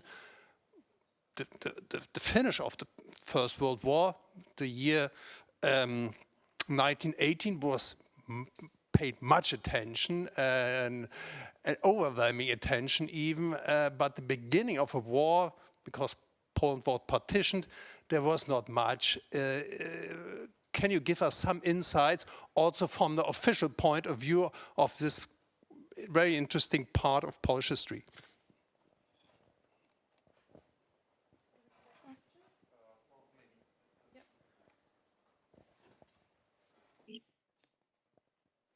It's my turn. I just one more question, but I will be very quick. So first of all, just on this story of the sort of neglected story of the people from Poland, from the eastern territories that were, you know, resettled to the western, regained territories. Maybe there was one more solution for this: the Museum of History of Poland, which just opened, you know, 2 months ago, and I think they're still working on a permanent exhibition, so this could become a part of it.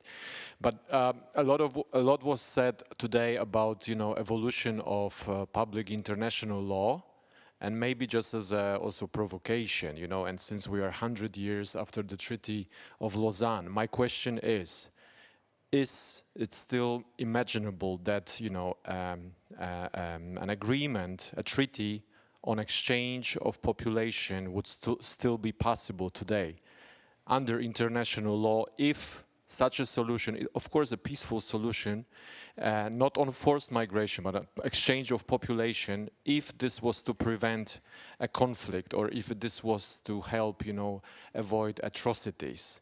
And you can probably imagine some conflicts that we have right now, and that, you know, some parties could be trying to argue that such a treaty could be a part of a peaceful solution. Thank you.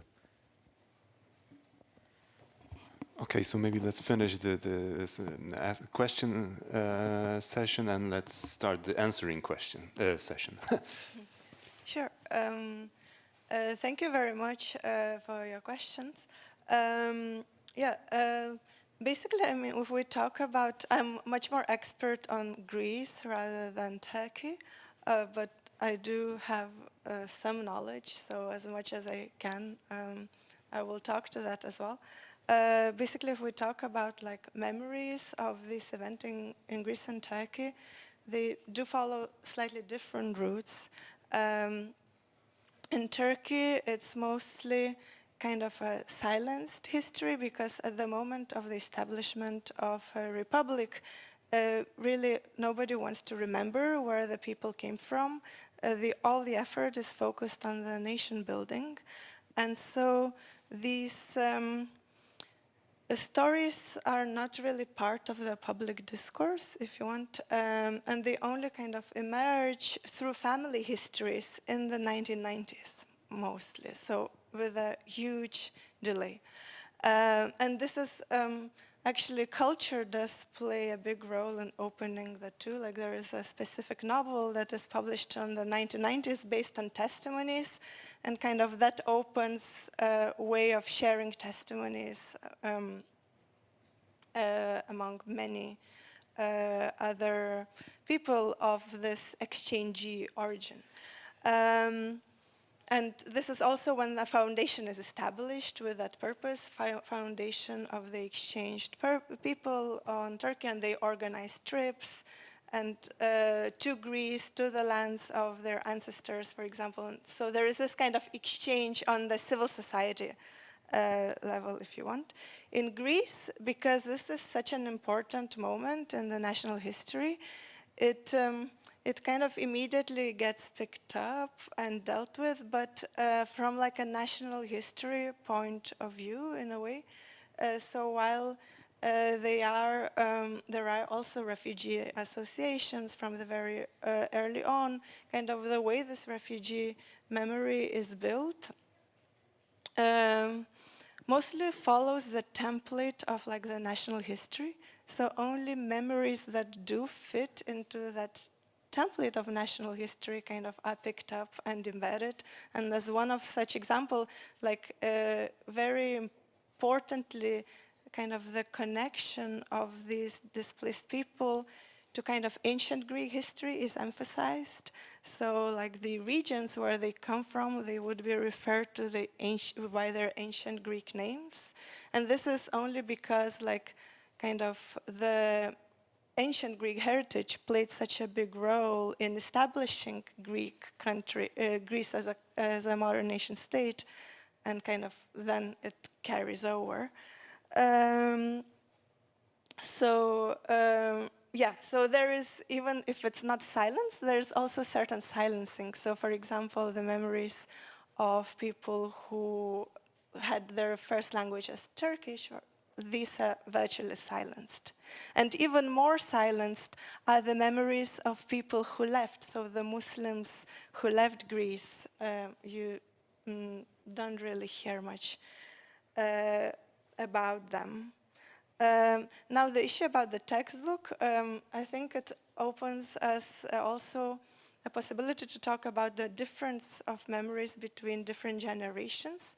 Kind of the main issue was about the depiction of this war. Kind of there was a specific phrase that was used in the book saying that like a lot of people crowded on the port of Izmir, trying to escape.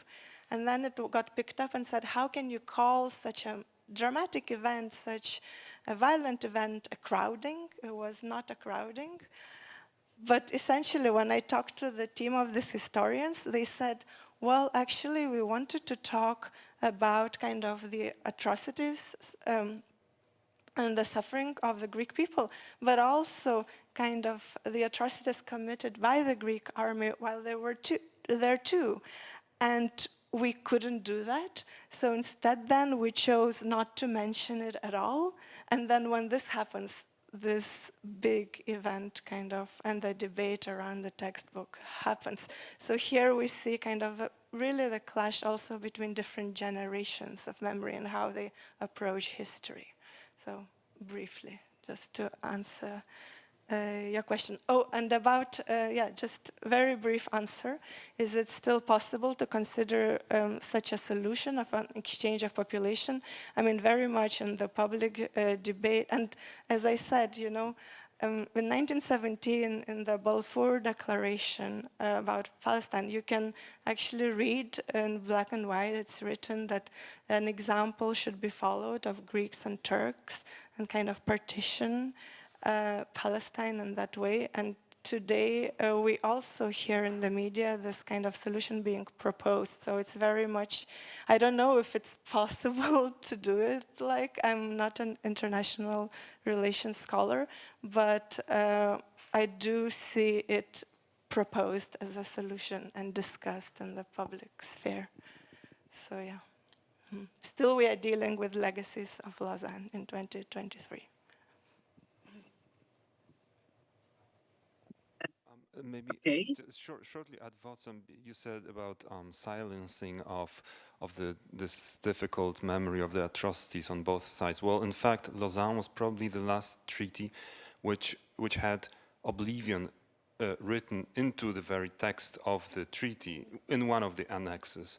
So just like the peace treaty in Westphalia, for example, it was one of many treaties, but probably the last one which spoke about forced forgetting. So maybe that is just a continuation of this oblivion. Yeah. Okay. Thank you. Okay, the question of it's the question about the involving of this refugiedom, bieżeństwo, in the Polish history. Of course, it was the story of Polish people too. It was especially the story of peasants, rural people, Belarusian, Ukrainian, but from the Polish governors, it was about 400 people which took part in this refugiedom. But the story of peasants wasn't involved.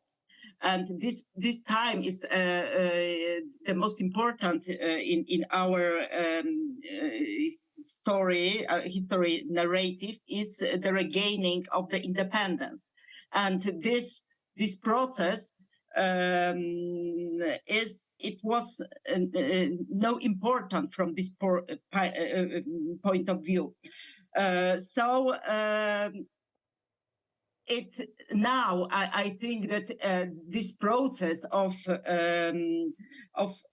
restoring this history was started on the local levels because I know a lot of people, for example, from Łomża area, where the bieżeństwo was an experience of about 100,000 people, that the local historians started to study this problem.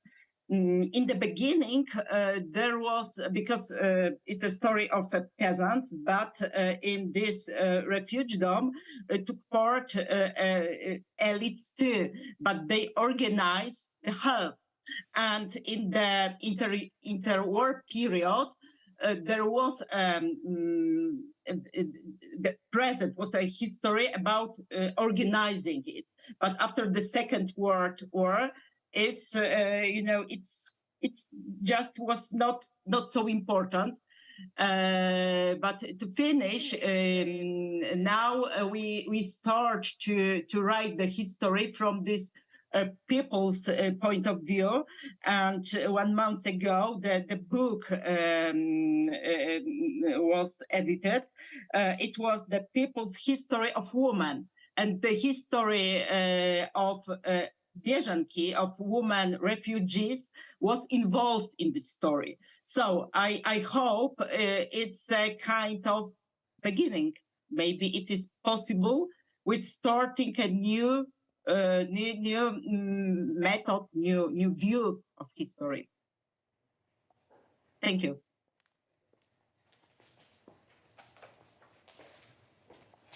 Okay, we have very little time, but is there maybe one more burning question? Oh, or are we waiting for one more answer? Okay, I'm sorry. Great. Ms. Krakmalova. If I may, I just like to first of all thank you for very interesting question about possibility of conclusion of international agreement which would stipulate that there will be a population swap. So I do believe that from the perspective of these hundreds of years that we actually went forward, it would be not possible on human rights ground. And as an example, I would, let's say, as an argument, I would take, for example, both the European Convention of Human Rights and the German Constitution, its first article. And here I'm talking about dignity. Because I think that was a change in paradigm. I mean, yes, obviously, states are still main actors in international public law, but the states actually do have to uphold this dignity, which also includes freedom. And this freedom is a freedom to choose where to live. So I think on these grounds, actually, this, let's say, agreed above the heads of the people decisions about exchanges of population would not be possible in modern times. Vielen Dank. Thank you. Okay, are there any other questions? Well, in that case, thank you so much for the great discussion, especially our lonely panelists sitting with us. And let's meet... Ich schließe mich dem Dank an, dass das war sehr freundlich von Ich wollte nur sagen, dass das sehr freundlich. I wanted to say that this was a very friendly gesture from me, and I have a lot of experience in this topic. So thank you. Thanks to all the panelists. Let's meet at 6 for the second discussion. Thank you.